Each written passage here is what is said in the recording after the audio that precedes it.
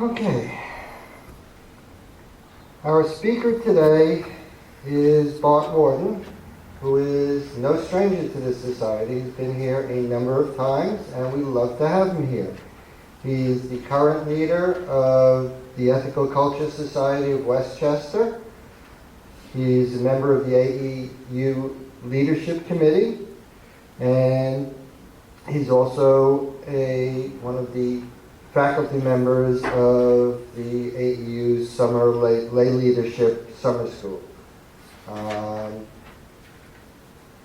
don't know how much more. I mean, I've got a whole paragraph. I mean, basically, he's, someone who we want to hear from, who's spoken here in the past and given some great talks. And the title of his talk today is Facing the Community. Mark?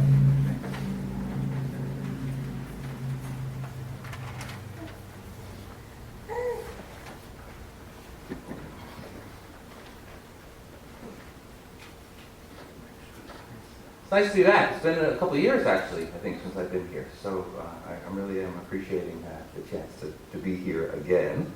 And send regards from your neighbors to the northwest, who are also meeting today.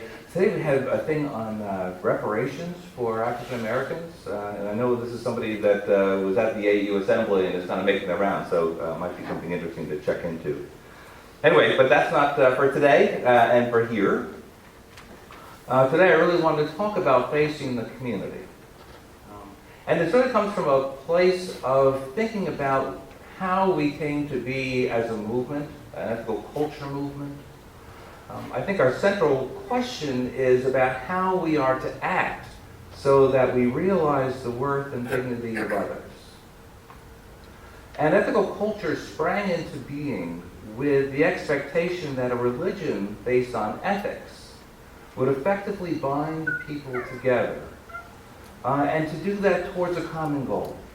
And the attainment of a culture is the goal. The attainment of a culture in which the intrinsic worth of each person is realized through the ethical interactions between people. Remember, at the time when ethical culture was founded was a time when the sectarianism of the religious landscape was really extremely rampant. And organizations were fighting with each other, and part of the hope of the founding of ethical culture was to cut through those differences and to help find some kind of central focus that people could gather around, and to do that effectively towards helping the broader culture be one that was really helping realize the beauties that were within each person. And this is a grand idea that incited the passions of the early folks in the movement. Right? And it led to the creation of a great many initiatives in lots of areas. Right? Think about the history here. Education, community housing, healthcare, criminal justice, labor relations, citizenship. The passion that people had for ethical living and for finding a way for that to be built into the culture was one that was driving people to have lots of energy to try new things. 135 years later, I'd like to think that that is still our driving ideal. That is still something that we're striving for, that is really in our hearts when we think, am I going to go out to that ethical society on a Sunday morning? Right? Am I going to participate in something that my society has organized? I'm assuming that that commitment is there and that that is a driving force, something that is helping you move forward. The thing is, a lot has changed in the world since 1876. At the time when the movement was founded, there wasn't a whole established sense of social caring like we have now built into institutions. Back then, ethical societies were brand new, and they were organizations that were kind of gathering more like associations than congregations. Right? Let's remember, even the New York Society didn't have its own building for, 20 years or so? I forget exactly how long. And as popular as they were, and as large groups that they had building, and as many initiatives as they had running, they had not yet quite evolved to be more the congregational model that you would see across the ethical union these days, right? So now if you go to an ethical society, chances are you'll see a fair amount of commonality because we're really built around our communities of ethical culture. All right? The thing is, when it's time for us to figure out how we're going to interact with that grander commitment towards a culture outside of our doors that is ethical culture-ish, there are a number of challenges that come when you have developed yourselves into a congregation. In the early years, one of the requirements of a group before they could become an ethical society was a promise that 25% of their budget would be devoted to charitable giving. 25%. Now, I don't know what your budget is here. I know the budget at the society in Westchester is about $160,000. So if we took 25% of that, that's 32. I don't do math. That's about $40,000 maybe that is devoted directly to charity. Now, I happen to be very engaged in the pledge effort at my home society because I think this is really, our money often does the talking in terms of what our commitments are. And so when I started thinking about the 25%, I'm thinking, gee, that's a bit more than we're spending. I mean, if we're sending out $2,000 in a year, that's pretty good. $3,000 we're happy about, $4,000 we're ecstatic. Right? But that's a pretty small amount when you think about the total nut. And yet, we need what we have. Right? We keep trimming down so that we're really working efficiently and effectively, but the basic costs of having a leader and having a building that's heated and cleaned and snowed removed and the roof doesn't cave in, all those kind of things cost money. When ethical culture moved towards a more congregational model, I think we then brought in a different challenge for us in terms of how to measure out what our devotion is to ourselves, to our own homes, to our own communities, and what our devotion is to the grander scheme of work in the community at large. Right? And I think this is probably true all the way across the movement. Right? That it's, first of all, I don't know any place that has a building and has staff that effectively does 25% of their budget for giving, and that goes for synagogues and churches and other kind of things as well. I think when you are established in that sort of way, it needs to be understood that there are certain restrictions that will have to be just to keep your heads above water. Still, I'd like to think that that drive and commitment is still there to be worked on, right, and developed. And so that's what I'm really trying to work on now, and I'm finding it's a bit of an uphill battle. So I've been wondering why that might be. And I got some help. I remember Alice Marcus gave me an article from Kitchen Table Wisdom, which is a collection of stories written by a doctor about stories of healing. And this one story that she gave to me was looking at what happened to a young man who got separated from his ski group and wound up being in the wilderness for 3 days in the cold without any attention whatsoever. And so when he was finally found, he was still alive, but he had a number of problems. And one of the problems that he had was that he had developed bad frostbite in one foot. And they were treating that, but it was not going well. So over the course of time, he was developing gangrene, and the doctors began working with him to say, this is not going well, and we need to start planning for surgery to remove the foot and save the leg. The man refused. When he thought about what his life would be like, he couldn't face the possibility of life without his foot. And he really dug his heels in, so to speak. Sorry for that. I didn't sleep well last night. We had a guest dog, and the guest dog kept whacking up against the bed and jolting me out of it. Very nice sleep. Anyway, so that's a whole other story. Everyone starts gathering around him. The doctors are putting more pressure on him. His family is putting more pressures on him, his friends. And finally, his fiancée desperately looks at him, takes off her engagement ring, and puts it on his little toe, on the foot that is now black and really needing to come off. And she says something to the effect of, if you love this foot so much, why don't you marry it? You can't have it and me too. And she left. Well, later that day, he had a change of heart. He had the realization at this point that giving up his foot wasn't necessarily giving up his future. Now, the point of the story is really to try to tease out some distinctions between what the author calls attachments and what the author calls commitments.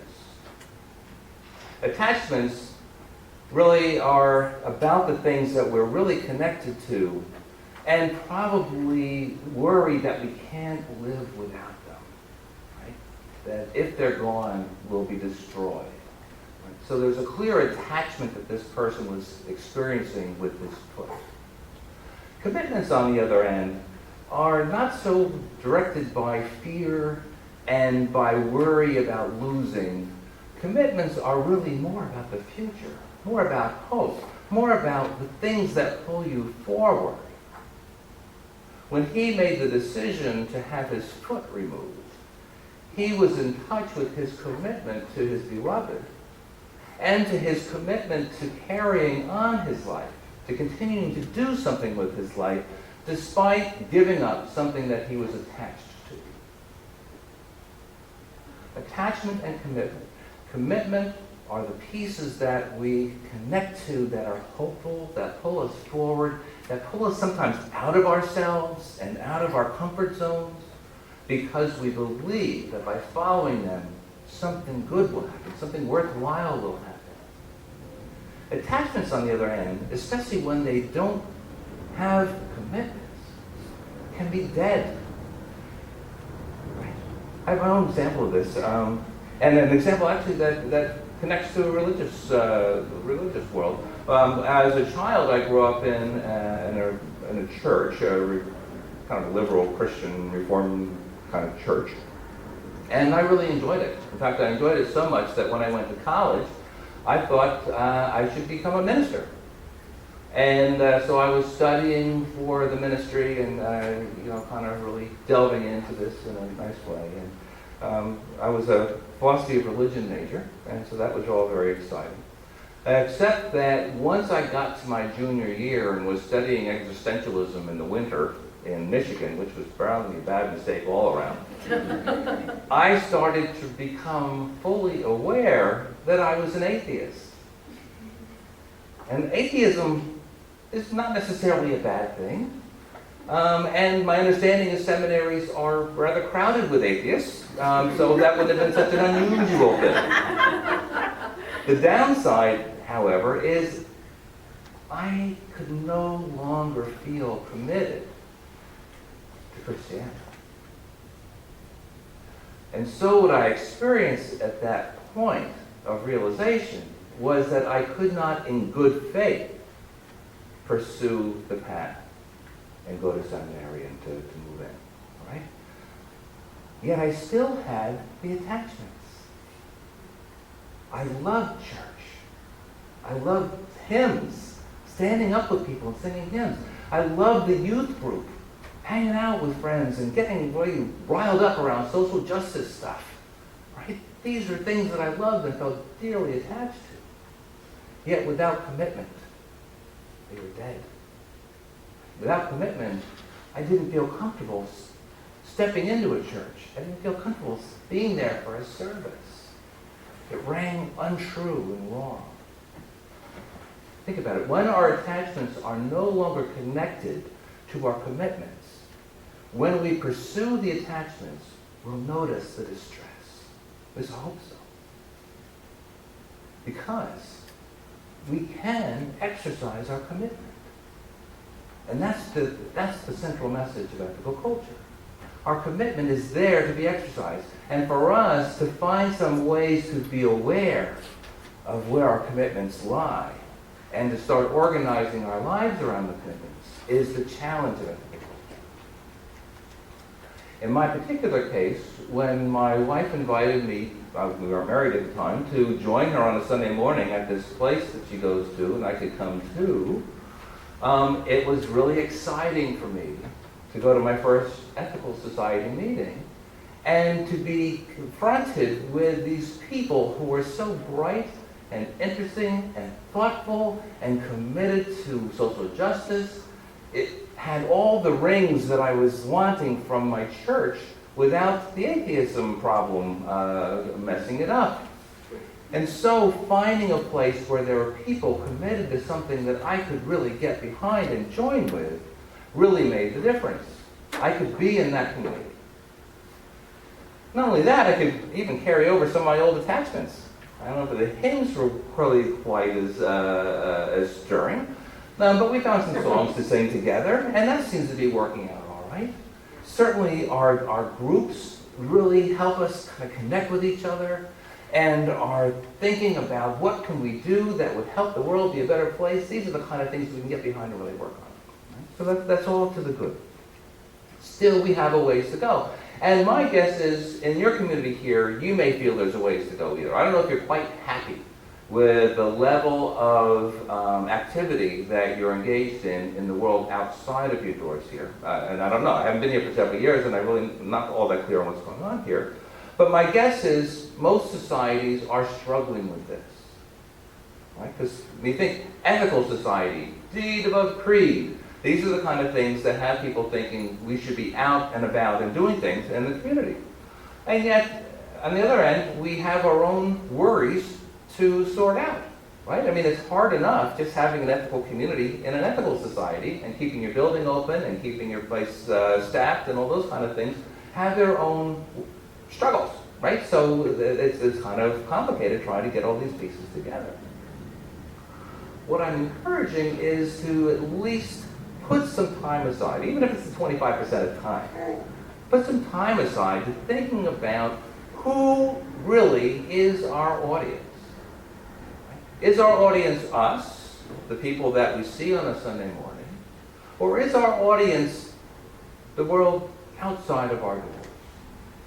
Now, I think that's important because one of the things I notice is that people in ethical societies very frequently note how comfortable it is to come to an ethical society and to not feel like you're weird, right? That you found like-minded people that you can be comfortable with, you feel like you can let your hair down a little bit, right?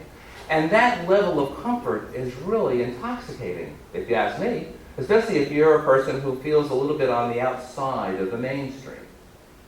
So it makes sense to me that when people come to an ethical society, they groove a little bit on the notion of, oh man, we're together, this is really going great. The downside of that, of course, is most of the world is mainstream, right? It's mainstream. That means majority, a great deal. And there's some worries that people have about going mainstream, right? You don't want your society to be negatively infected, if you will, with the things that you don't like about mainstream culture. So, okay, what happens then, though? How do you find a way to engage with the mainstream culture and kind of stand out from it without feeling like you've been incorporated into it, right? And without feeling like you're not a part of it at all, right? Because if you disengage with mainstream culture entirely, you're still in not a very good place in terms of the original commitment, right? Bringing ethical culture into the world that we're living in, right? Helping the culture become one that is realizing the worth and dignity of others. So facing the community is responding to that commitment that we have to really have an impact on people that may not feel comfortable coming to an ethical society. To have an impact on people who may not believe the same things that we do, and yet might benefit from some of the ideas and activities that we have that could still help them realize a more full and engaging life. Now, the other thing that makes it complicated is psychologically, we're built in ways that make it hard for us to do new things and wildly different things. When you find a group that you're comfortable with, you start becoming part of that group, and you start becoming a person who's like that group.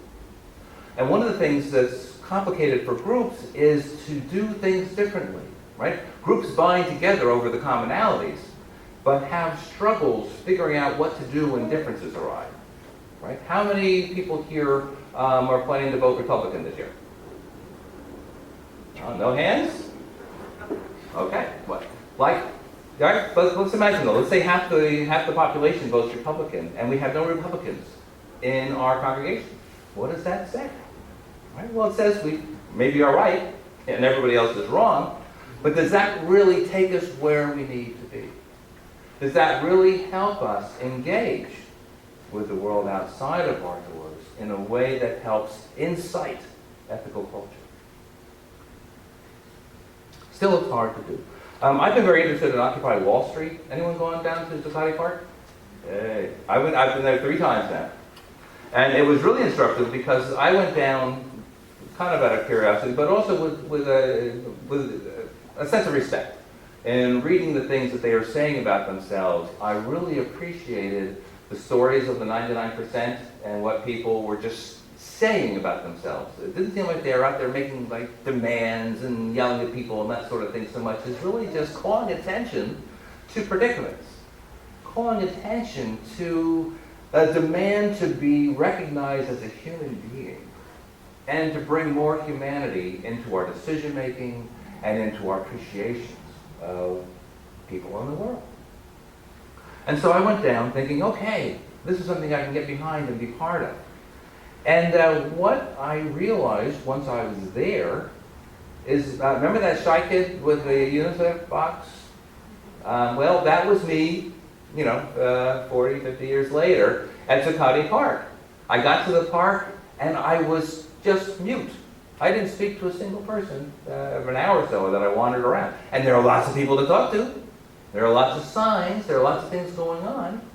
But without my others, there was no way I was going to feel enough energy to realize the commitment to connect with other people.